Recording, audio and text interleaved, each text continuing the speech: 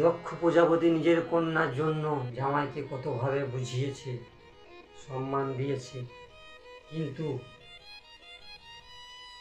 এখনকার শ্বশুররা শাশুড়িরা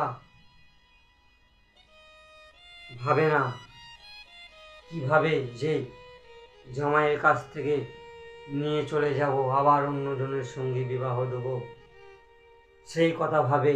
এই কলিযুগে এসব চলছে, কিন্তু জানে না ভগবান শুধুমাত্র একজনের সঙ্গে বিবাহ সুখ লিখে দিয়েছে। যদি একটি জনের সঙ্গে বিবাহ সুখ না হয়, তাহলে 10 জনের সঙ্গেও হবে না। তাই সুখ হওয়ার হলে একজনের সঙ্গে হবে। কারণ এখনকার ছেলেরা বয়স পূর্ণ হওয়ার আগে বিবাহ করছে, বা অনেক ছেলের বিবাহ হচ্ছে না, বিবাহ দোষ হয়ে আছে বলে বিবাহ হচ্ছে না।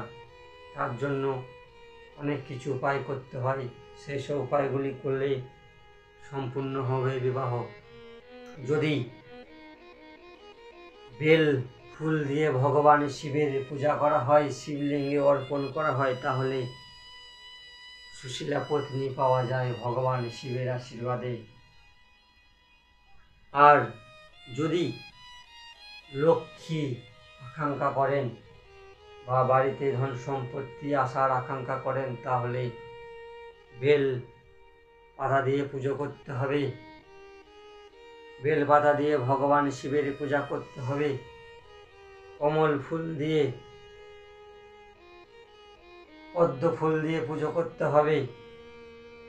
তাহলে ভগবান শিব অত্যন্ত খুশি হবে আর তার বাড়িতে ধন সম্পত্তিতে ভরিয়ে দেবে।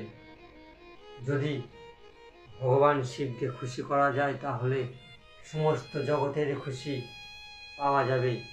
তাই যখন দক্ষ প্রজাপতি ভাবলেন যে আমি বুঝিয়ে এলাম জামাইকে, তার সত্ত্বেও এইভাবেই ভিন্ন ভালোবাসা, একজনের প্রতি ভালোবাসা, তাহলে কি করে চলবে? কিভাবে আমার আর কন্যারা কিভাবে থাকবে? আলাদাভাবে কষ্ট পাবে, দুঃখ পাবে, এইসব কথা ভাবলেন। আর আবার গেলেন চন্দ্রদেবের কাছে। আর ভগবান চন্দ্রদেবকে দক্ষ প্রজাপতি বুঝিয়ে বললেন, চন্দ্রদেব, আমি তোমাকে আগে বুঝিয়ে গেলাম যে তুমি সবার প্রতি সমান ভালোবাসা রাখবে, কিন্তু তার সত্ত্বেও তুমি এরকম করছো, শুনছো না কেন? এ ভাব কেন? শুধু চন্দ্রদেব এই ভাব করেছে তাই না, পত্নীদের প্রতি এ ভাব দেখিয়ে গেছে তাই না, জগতে অনেক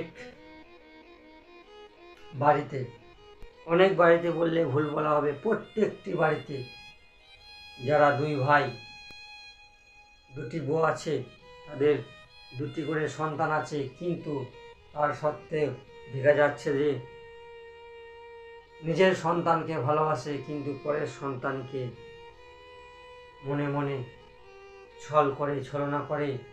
কিন্তু সেই ছলনা ভগবান ঠিক উপর থেকে দেখছে। তাই নিজের মনকে পবিত্র করে একটি জিনিস করতে হবে, নিজের সন্তানকে যেভাবে রাখে, নিজের সন্তানকে যেভাবে দেখছি, সেইভাবে পরের সন্তানকে দেখতে হবে। তবেই উপরওয়ালার কাছে সম্পূর্ণ হয়ে আশীর্বাদ পাবে। তাই দক্ষ প্রজাপতি যখন বললেন ভগবান চন্দ্রদেবকে, চন্দ্রদেব শুনলেন না। তখন দক্ষ প্রজাপতি ক্রোধ বশে বললেন, চন্দ্রদেব, তুমি একজনের প্রতি মোহিত হয়ে এ কাজ করছো, তাই আজ আমি তোমাকে শ্রাপ দিচ্ছি, তোমার ক্ষয় রোগ হবে। আর দক্ষ প্রজাপতি সেই সব বলার সঙ্গে সঙ্গে ভগবান চন্দ্রদেবের ক্ষণকালের মতো ক্ষয়রোগ হয়ে গেল, সঙ্গে সঙ্গে ক্ষয়রোগ হয়ে গেল।